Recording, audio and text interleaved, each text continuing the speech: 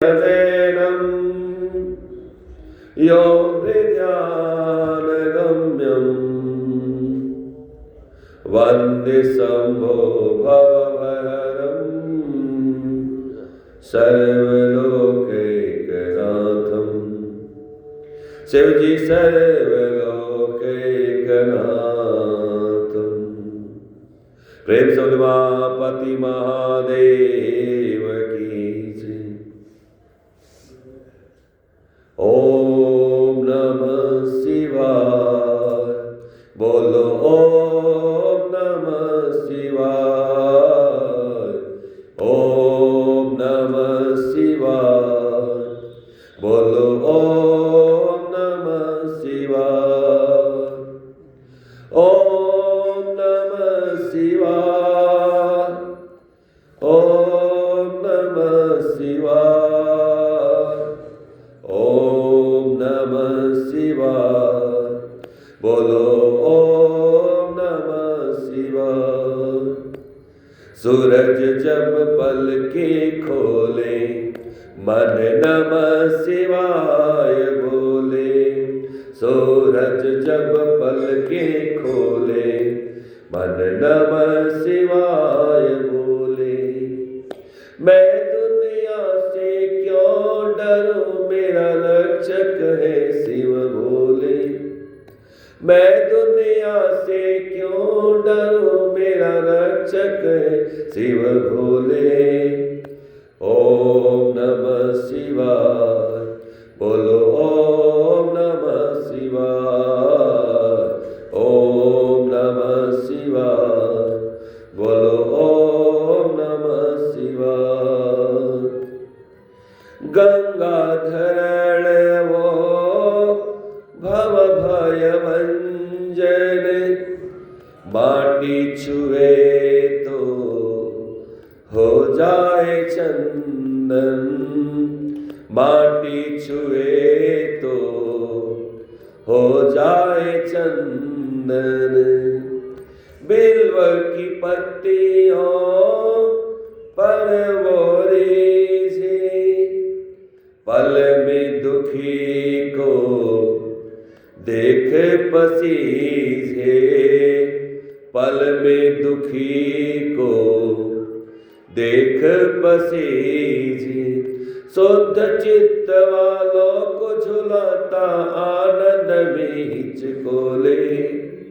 शुद्ध चित्त वालों को झुलाता आनंद में हिचकोले। सूरज जब पलके खोले मन नमः शिवाय बोले। सूरज जब पलके खोले मन नमः शिवाय बोले। ओम नमः शिवाय। बोलो ओम नमः शिवाय।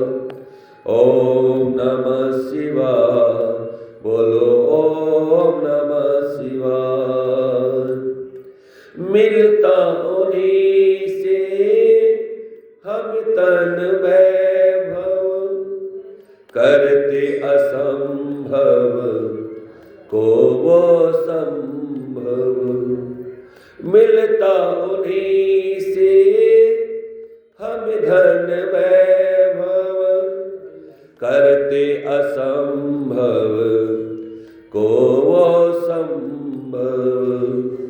जग में जब कोई हंसता रोता, शिव की इच्छा से सब होता। शिव की इच्छा से सब होता। जिसे देखनी हो शिव लीला, शिव का दीवाना होले।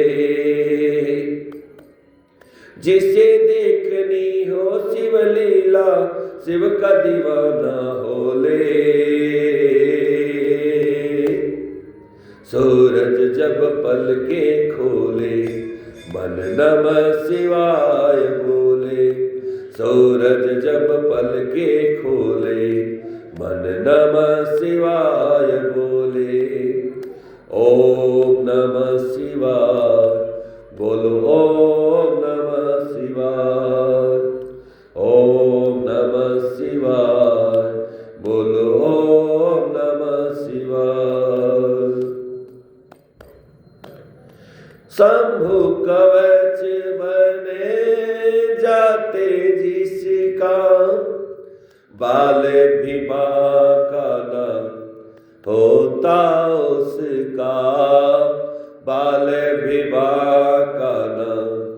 होता उसका। चाहे कष्टों की चलनी तो आंधी, आँचे कभी ना उन पर आती, आँचे कभी ना उन पर आती। शिव उनकी हर विपदा हरते, कभी शीघ्र कभी आले। शिव उनकी हर विपदा हरते, कभी शीघ्र कभी आले। सूरज जब पलके खोले, मन नमः शिवाय बोले। सूरज जब पलके खोले, मन नमः शिवाय बोले। मैं दुनिया से क्यों डरूं, मेरा रक्षक है शिव बोले। मैं दुनिया से क्यों डरूं, मेरा रक्षक है शिव बोले। सूरज जब पलके खोले, मन नमः शिवाय बोले। सूरज जब पलके खोले, मन नमः शिवाय बोले। प्रेम से बोले मां पति महादेव की जय। एक चेत परम अपकारम, यस्य तस्यैव भवेद ध्रुवम्। इति मत्वा अपकारं नो कुर्यादन्यः पुरुष, कुर्यादन्यः पुरुष। श्रीमद् श्री शिव महापुराण के दूसरे संहिता रुद्र संहिता के अंतर्गत दूसरे खंड सती खंड में सूत जी महाराज ने ब्रह्मा जी के माध्यम से बहुत सुंदर एक बात कहलवाई है। ब्रह्मा जी नारद जी को समझाते हुए कहते हैं कि हे पुत्र, मैं भगवान शिव का अपकार करना चाहता था। मैं सोचता था कि अगर वह मोहित हो जाए तो मुझे बड़ा आनंद आएगा, परंतु मैं यह भूल गया कि संसार में जो दूसरे का अपकार करना चाहता है उसका स्वयं अपकार हो जाता है। हमारे आपके बीच में एक बड़ा सुंदर सा लोकोक्ति कह ले, दोहावली कह ले, प्रसिद्ध है। जो तो को कांटा बोए, ताको बोए तो फूल, ताको फूल के फूल है, वाको है त्रिशूल। वास्तविकता यही है। प्रत्येक धर्म शास्त्र सदग्रंथ सब यही बताते हैं। अब हम किसको कितना ले पाते हैं वह हमारे ऊपर निर्भर करता है। शास्त्र बार बार कहता है कि जिसका जो स्वभाव होता है वह अपने स्वभाव को छोड़ नहीं सकता। यद्यपि कई बार ऐसी परिस्थितियां आती हैं कि मानव अपने स्वभाव को बदल लेता है, छोड़ देता है, परंतु जड़गत वस्तुएं जो है वो अपने स्वभाव को नहीं छोड़ते। जैसे कोयला को आप कहीं भी रख देंगे तो वह अपना कालिखपन का जो स्वभाव है वो नहीं छोड़ने वाला। हीरे को चाहे आप जितने टुकड़े में काटेंगे, जो हीरे का स्वभाव है वो नहीं छोड़ने वाला। स्वर्ण है, स्वर्ण को चाहे आप जिस भाग में भी काट के रखेंगे, लेकिन स्वर्णत्व के स्वभाव को छोड़ने वाला नहीं। तो मानव हो सकता है अपने स्वभाव को कभी कभार बदल ले, परंतु जड़गत जो वस्तुएं होती हैं जिनमें चेतना नहीं होती है वो अपने स्वभाव को बिल्कुल नहीं छोड़ती। इसीलिए कहते हैं कि अगर जीवन में सुख की प्राप्ति करना चाहते हैं तो अपकार करना छोड़ दीजिए। याद करिए, उपकार अगर आप करते हैं तो भी आप अपने लिए ही करते, क्योंकि वही उपकार आपके जीवन में भी घूम के आता है, और अपकार करते हैं तो भी वही आपके जीवन में घूम करके आता है। ये दोनों ही चीज आपके ही जीवन में आने वाले हैं। अब तय आपको करना है कि आपको उपकार चाहिए कि अपकार चाहिए। ब्रह्मा जी ने कहा कि हे नारद, जब माता सती विवाह मंडप में आई तो विवाह की सारी व्यवस्था मैं ही कर रहा था। माता सती का पूरा शरीर ढका हुआ है, नाखून तक दिखाई नहीं पड़ रहा,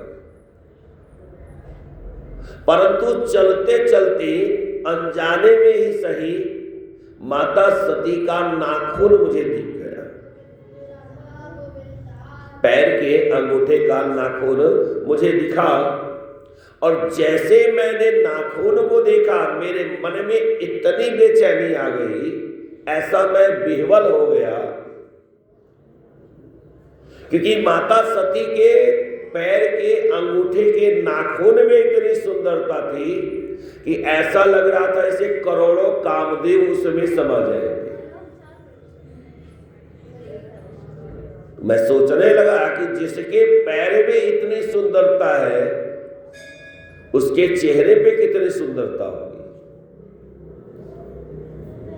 आप सब शायद जानते हो, नहीं जानते हो,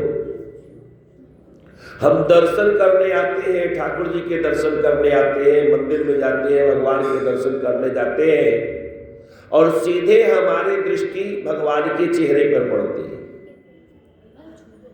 तो अगर भगवान के चेहरे पर दृष्टि पड़ती है तो हमसे सेवा अपराध हो जाता है, क्योंकि दर्शन कभी भी मुख के नहीं होते, दर्शन हमेशा हमें पैर के करने चाहिए होते।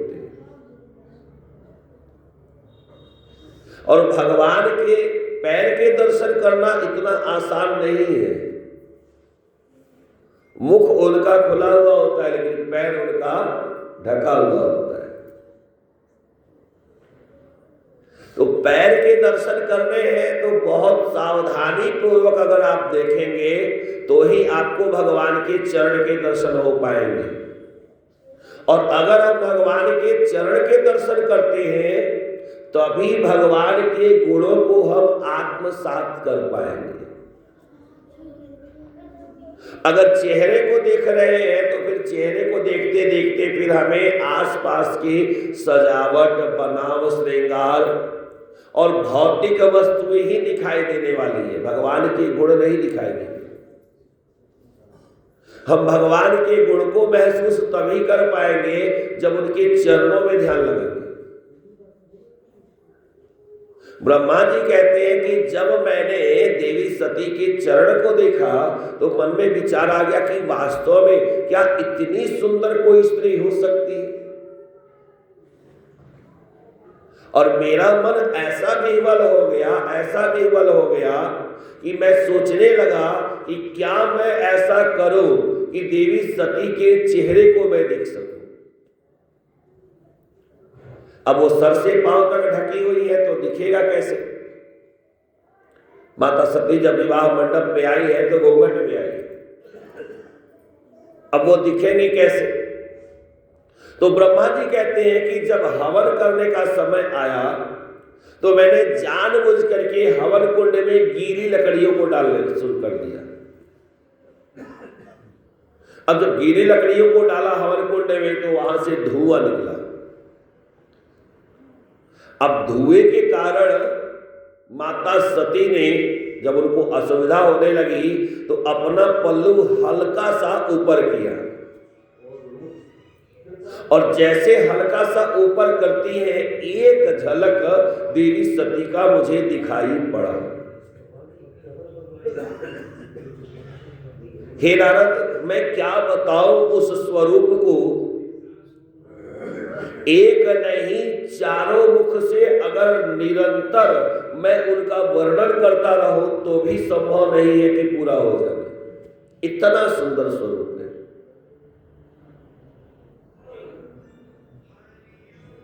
और मेरा अपने ऊपर नियंत्रण नहीं रह सका और मेरे शरीर से पसीने की 4 बूंद उसी हवन कुंड में गिरे। 4 बूंद जो गिरे वही चारों मेघ बने। आवर्तक, संवर्तक, पुष्कर और द्रोण, ये 4 मेघ हैं। इनमें से प्रत्येक मेघ के पास इतनी शक्ति है कि वह संसार में प्रलय ला सकते हैं। अब जब भोलेनाथ ने मुझे इस प्रकार से देखा तो बहुत क्रोधित हुए। त्रिशूल उठाया और जैसे ही मारने के लिए दौड़े, भगवान विष्णु हाथ जोड़ करके खड़े हो गए। हे भोलेनाथ, क्षमा करे, क्षमा करे, क्षमा करे।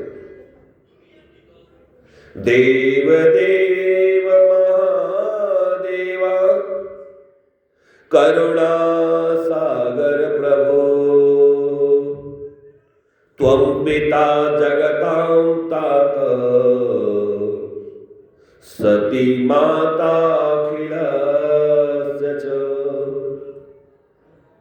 युआम लीलावतारं वै, शतां क्षेमाय सर्वदा, खलानां निग्रहणार्थाय, श्रुतिरेषा सनातनी, श्रुतिरेषा सनातनी।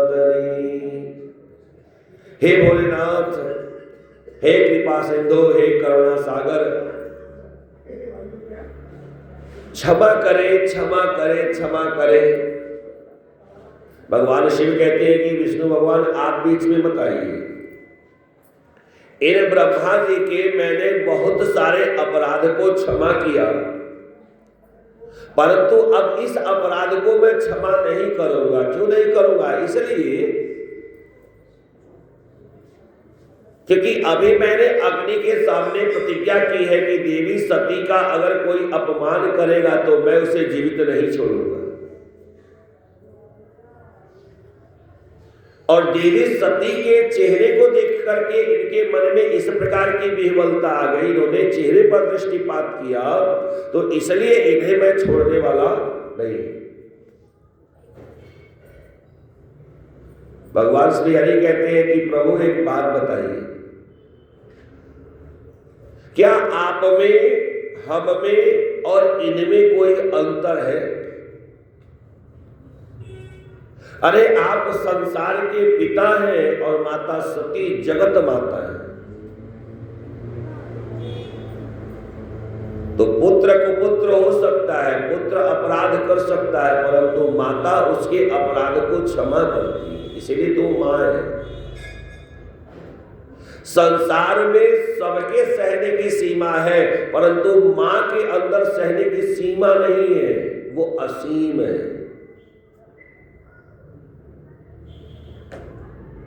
मां जितना अपने पुत्र के अपराध को क्षमा करती है उतना संसार में कोई नहीं कर सकता है। तो प्रभु, यह आप संसार को दिखाने के लिए लीला अवतार आपका है। आप संतों की रक्षा करने के लिए और दुष्टों का निग्रहण करने के लिए, दुष्टों को दमन करने के लिए आप प्रकट हुए हैं। अगर आप इनका वध कर देंगे, इनको मार देंगे, तो संसार में फिर सृष्टि की रचना कौन करेगा? भगवान शिव कहते हैं इसके लिए चिंता मत करिए, मैं अपने स्वयं सृष्टि की रचना भी करूंगा, स्वयं पालन भी कर सकता हूं, स्वयं संहार भी कर सकता हूं। अगर मैं यह शक्ति आपको दे सकता हूं, इनको दे सकता हूं, तो क्या उस शक्ति का मैं प्रयोग नहीं कर सकता? तो मैं तपस्या के द्वारा संसार की फिर से रचना करूंगा, चलेगा, लेकिन आज मैं इनको छोड़ने वाला नहीं।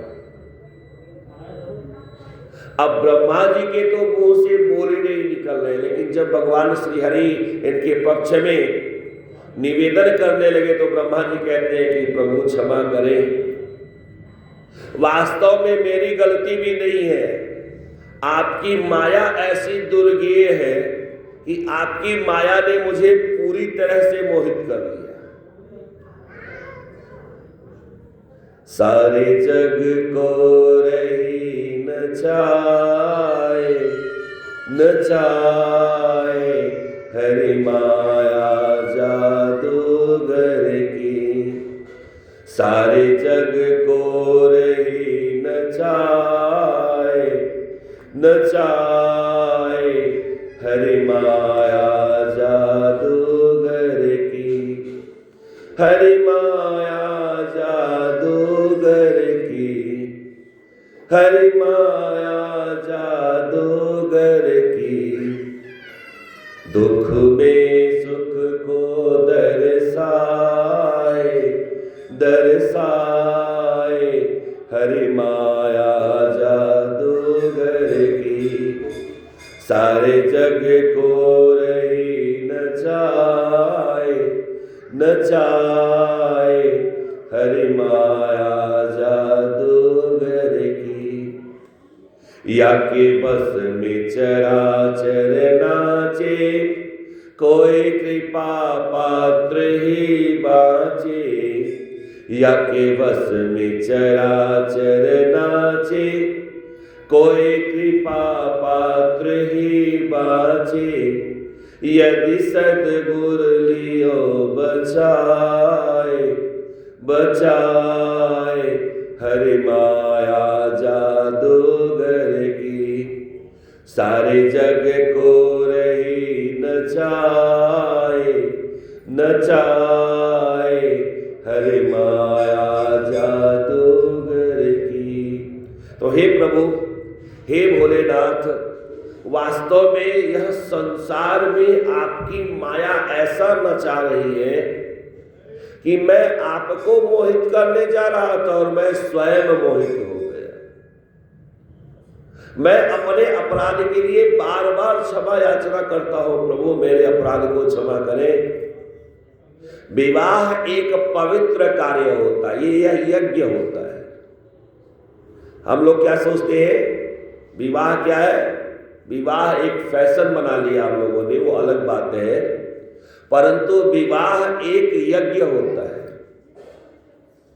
और यज्ञ में जिस प्रकार से आप धोती पहनते हैं, उपवस्त्र धारण करते हैं, उसी प्रकार से आपको विवाह में भी बैठना चाहिए। यहां तक कि सिले हुए कपड़े पहन करके विवाह भी नहीं करना चाहिए। लेकिन आजकल जब हम विवाह करने के लिए जाते हैं तो कौन सा कपड़ा होता है बताने की जरूरत आप समझ सकते हैं। अगर दूल्हे को कह दो कि भैया धोती पहन लो तो बोलेगा महाराज इतना महंगा हमने ये रखा, कोट पैंट खरीदा हुआ है, इतना बढ़िया हमने सारी व्यवस्था की है। अब तो लोग जूते तक निकालना नहीं चाहते हैं द्वार पूजा के समय में, कहते वैसे ही करवा दीजिए महाराज, पंडित जी को जरूरत है तो करवाएंगे, नहीं जरूरत होगी नहीं करवाएंगे, वो अलग बात है। परंतु विवाह एक यज्ञ है और उस यज्ञ में जितना ही कब आप वस्त्र आभूषण धारण करेंगे उतना ही अच्छा है। वह यज्ञ है, भगवान को प्रसन्न करके उस यज्ञ को किया जाता है, तब जाके आपका विवाह सफल होता है। विवाह के मंत्र आपको पढ़ने चाहिए, परंतु हमें तो उससे कोई मतलब ही नहीं होता है। पंडित जी अपने विवाह का मंत्र भी पढ़ लेते हैं, अपने ही कन्या का संकल्प भी ले लेते हैं, अपने ही कन्या का दान भी करवा देते हैं, सब वो खुद ही कर देते हैं। हमें कुछ करने की जरूरत ही नहीं पड़ती है। खाली पंडित जी ने कह दिया कि हाथ में फूल ले लीजिए और बैठे रहिए, बस बैठे हुए हैं। क्या कर रहे हैं, क्यों कर रहे हैं, इसका कुछ पता नहीं। तो ब्रह्मा जी ने कहा कि महाराज एक यज्ञ है और इस यज्ञ में अगर आप किसी की हत्या करते हैं तो यह अच्छी बात नहीं है। इसलिए निवेदन करता हूं मेरे अपराध को क्षमा कर दे, आगे से कभी ऐसा नहीं होगा। भगवान भोलेनाथ बड़े दयालु हैं, करुणावतार है, कृपा सागर है, करुणा सागर है, और इसलिए उन्होंने ब्रह्मा जी को क्षमा कर दिया। दक्ष जी ने बहुत सारे वस्तुओं को दहेज में दिया कि मैं अपनी पुत्री के साथ ये सारी वस्तुएं दे रहा हूं, लेके जाइए महाराज। दक्ष जी ने कहा कि मेरी प्रकृति में जितना ही पुत्री को दे दिया जाए उतना ही कम है। भोलेनाथ कहते हैं कि मेरी प्रकृति में संचय के लिए कोई स्थान नहीं है, मैं जमा करना नहीं चाहता। आप विश्वास करो आपकी पुत्री बहुत सुखी रहेगी, लेकिन यह भौतिक संसाधनों के कारण सुखी नहीं रहेगी। भगवान शिव माता सती के साथ विवाह करवाते हैं, और विवाह करने के बाद माता सती को लेकर के आए कैलाश पर। भगवान शिव स्वयं अपने हाथों से वेणी बनाते हैं पुष्पों की, माता सती के लिए सुंदर सुंदर हार बनाते हैं पुष्पों की, और वह माता को पहनाते हैं। माता सती को एक बार भी यह महसूस नहीं हुआ कि वास्तव में मेरे पास कोई गहना नहीं है या किसी वस्तु का मुझे अभाव है, ऐसा उनको महसूस नहीं होता है। काफी समय बीता। एक बार की बात है, भगवान शिव बैठे हुए हैं, बगल में मां जगदम्बा बैठी हुई है, माता सती बैठी हुई है, और माता सती ने भोलेनाथ से प्रश्न किया, प्रभु अगर जीव आपको पूरी तरह से प्राप्त करना चाहे और वह कैवल्य को, मुक्ति को प्राप्त करना चाहे, तो उसको क्या करना चाहिए? भगवान शिव कहते, देवी कैवल्य को प्राप्त करने का एक तरीका है कि जीव मुझे पा जाए, और मुझे पाने के लिए साधन तो बहुत सारे हैं, लेकिन सबसे अच्छा संसाधन अगर कुछ है तो वह है भक्ति। जीव केवल और केवल भक्ति के द्वारा ही अपने परम आराध्य को प्राप्त कर सकता है। चाहे आप कितना भी तंत्र जानते हो, चाहे जितना भी मंत्र जानते हो, चाहे जितना आसन जानते हो, चाहे जो वस्तु आप लाके भगवान को चढ़ा दो, परंतु जब तक आपके अंदर भक्ति नहीं होगी तब तक आपके द्वारा अर्पण किए गए किसी भी वस्तु को भोलेनाथ स्वीकार करने वाले नहीं। आपके आराध्य तक कोई भी वस्तु तभी पहुंच पाती है जब उसमें भक्ति का समावेश होता है। भगवान शिव कहते हैं, तन माता मम भक्तिश्च भक्ति मुक्ति फल प्रदा सुलभा मत प्रसादादि नवधा सा प्रकृतिता। हे देवी, वास्तव में केवल और केवल भक्ति ही एक ऐसा साधन है जिससे जीव को मुक्ति मिल सकता है, और वह भी तब हो पाता है जब मेरी कृपा मिलती है। आपको क्या लगता है, हमें क्या लगता है, भक्ति इतना आसान है? भक्ति सिर्फ कहने में ही आसान लगता है, लेकिन भक्ति को प्राप्त करने के लिए अपना सब कुछ न्योछावर करना पड़ता है। आपका कुछ भी आपका न रहे, जब ऐसा प्रयत्न करोगे तभी भक्ति मिलेगी। जब संसार से पूरी तरह से अलग हो जाओगे, मन से, सांसारिक जितनी वस्तुएं हैं वो सारी वस्तुएं जब आप अपने आराध्य के श्री चरणों में डाल दोगे, सारी इच्छाओं को भगवान के चरणों में डाल दोगे, तब जाके आपको मुक्ति की प्राप्ति, तब जाके आपको भक्ति मिलेगी। भगवान कहते देखो, अगर भक्ति के बस में कोई है तो उसका भला करने के लिए मैं वह भी कर देता हूं जो नहीं करना चाहिए। भक्त्याहीन सदा वैतत प्रभावाद गृहेष्वपि नीचानाम जातिहीनानाम यामि देवी न संशय। हे देवी, अगर कोई भक्त है तो वह कौन से कुल में उत्पन्न हुआ है, वह अमीर है कि गरीब है, छोटा है कि बड़ा है, इससे कोई फर्क पड़ने वाला नहीं है। वह केवल और केवल भक्त होना चाहिए। अगर वह भक्त है तो निश्चित रूप से उसे मुक्ति की प्राप्ति होगी, इसमें कहीं कोई दो राय नहीं है। और कैसे पता चलेगा कि हमको मुक्ति मिलेगी कि नहीं? कौन बताएगा? अगर आपसे हमसे कहा जाए कि हमको मुक्ति मिलेगी कि नहीं, कौन बताएगा? कोई शास्त्र में प्रमाण इसका है? का प्रमाण सबसे बड़ा आपके मन में। जैसे बच्चा एग्जाम देने जाता है, उसको लिखते लिखते पता चल जाता है मुझे नंबर कितने आने वाले हैं। तो इसी प्रकार से जिस प्रकार की आपकी भक्ति है और जैसे भक्ति के द्वारा आपको आनंद की प्राप्ति होगी तो समझ लो कि आपकी मुक्ति पक्की है। परंतु अगर आप भक्ति कर रहे हो और आपके मन को ही आनंद नहीं मिल रहा, जैसे बोल तो रहे बहुत जोर से, तो जोर से जो बोल रहे हैं वह आप बाद में सुनोगे, पहले हमें सुनना पड़ेगा। तो जो हम बोल रहे हैं अगर उसका प्रभाव हमारे जीवन में है, हमारे कार्य में है, हमारे दैनिक जीवन में वो प्रभावी है, तब तो भक्ति का आनंद मिलेगा। अगर वह नहीं है तो विश्वास करिए फिर भक्ति हमें मिलने वाली नहीं है। अब चूंकि उसमें आनंद नहीं मिलेगा तो यही कारण है कि आप समझ लीजिए कि आपको मुक्ति भी नहीं मिलने वाली।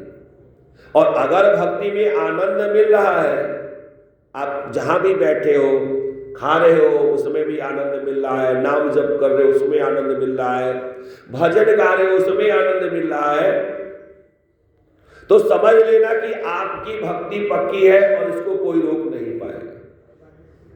इसीलिए भगवान कहते हैं कि अगर कोई भक्ति में डूबा हुआ है तो चाहे वह जहां रहे उसकी मुक्ति पक्की। भक्ति कितने प्रकार की होती है?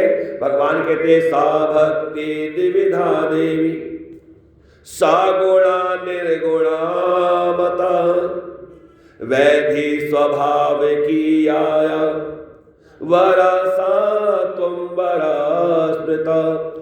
मूल रूप से भक्ति दो प्रकार की होती है, एक है सगुण भक्ति और दूसरा है निर्गुण भक्ति। भगवान भी दो ही प्रकार से दिखते हैं ना, चाहे निर्गुण चाहे सगुण, तो भक्ति भी दो प्रकार की हो गई। आप चाहे निर्गुण की उपासना करो और चाहे आप सगुण की उपासना करो, भक्ति आपको दोनों में मिलेगी।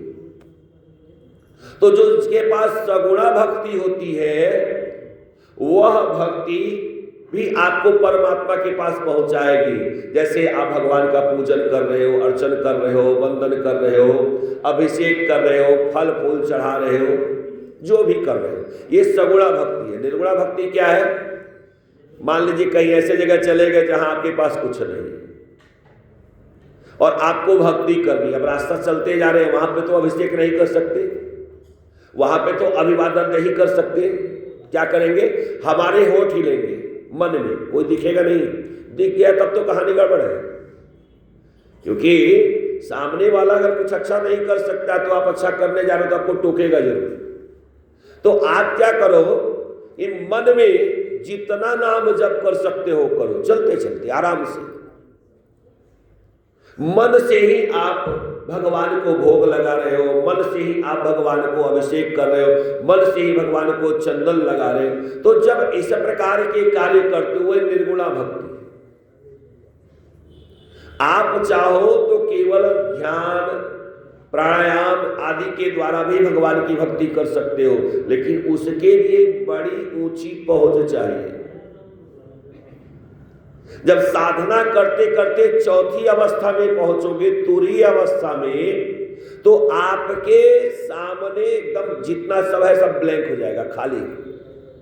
इससे लगेगा साधारण पेपर है, अब उसमें कुछ दिखाई नहीं दे रहा है, तो समझिए आपकी निर्गुणा भक्ति है। तब जाके एक जिसको भी आप अपना आराध्य मानते हैं, उस खाली पेपर पे उस आराध्य की फोटो छपेगी और उस आराध्य के माध्यम से आप ब्रह्मांड के सभी देवी देवताओं के दर्शन कर लेंगे। द्वापर में जामवंत जी महाराज से भगवान श्री कृष्ण का एक बार युद्ध हुआ। तो युद्ध चला कितने दिन तक? 27 दिन तक युद्ध चलते रह गए। और जब भगवान श्री कृष्ण के मुष्टिका प्रहार से जामवंत जी विह्वल हो गए, बल छीण हो गया, तो सोचने लगे कि आखिर मुझसे ज्यादा बलवान है कौन? मुझसे ज्यादा बलवान संसार में दो लोग ही हैं, एक है श्री राम और दूसरे हैं बलराम यानी लक्ष्मण जी।